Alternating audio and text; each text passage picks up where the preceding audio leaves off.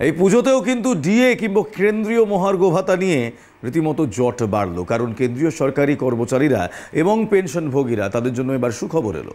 1 জুলাই থেকে কেন্দ্রের ডিএ বাড়ল 3%। প্রায় 1 কোটি কর্মচারী ও পেনশনভোগীরা উপকৃত হবে কেন্দ্রের এই সিদ্ধান্তে। কিন্তু এই মুহূর্তে কেন্দ্রের সঙ্গে রাজ্যের যে সংঘাত তা আরও কিছুটা বাড়ল, কারণ ডিএর ফারাক বেড়ে দাঁড়ালো 40%।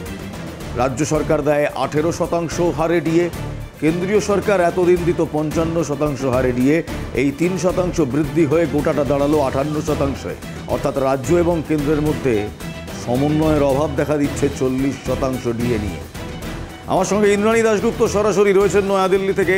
ইন্দ্রাণী, একেবারে নবমীর দিন কেন্দ্রীয় সরকারি কর্মচারী এবং পেনশনভোগীদের জন্য সুখবর তো বটেই, তবে বাংলায় নতুন করে রাজনৈতিক জট তৈরি হওয়ার সম্ভাবনা।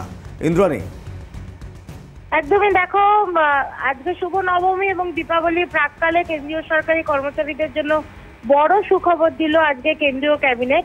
আজকে মন্ত্রিসভার যে বৈঠক ছিল সকালে, সেই বৈঠকে সিদ্ধান্ত নেওয়া হয়েছে যে আরো 3% মহার্ঘ ভাতা অর্থাৎ ডিএ বাড়ানো হবে কেন্দ্রীয় সরকারি কর্মচারী এবং পেনশনভোগীদের জন্য।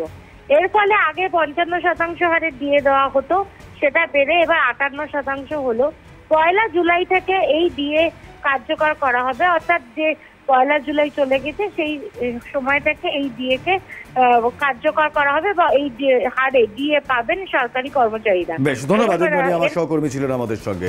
এই নিয়ে ভাস্কর কিপ ঘোষ, তিনি ডিএ মঞ্চের আহ্বায়ক, তিনি কি বলছেন? তিনি দীর্ঘদিন ধরে এই নিয়ে মামলা করেছেন, সুপ্রিম কোর্টে এই নিয়ে শুনানিও চলছেন। শ্রী ভাস্কর ঘোষ কি বলছেন শোনাবো।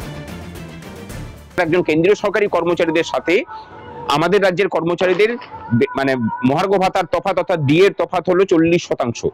এই এত পরিমাণ বঞ্চনা কিন্তু মানে ভারতবর্ষের অন্য কোনো রাজ্য সরকার তার কর্মচারীদের সাথে করে না।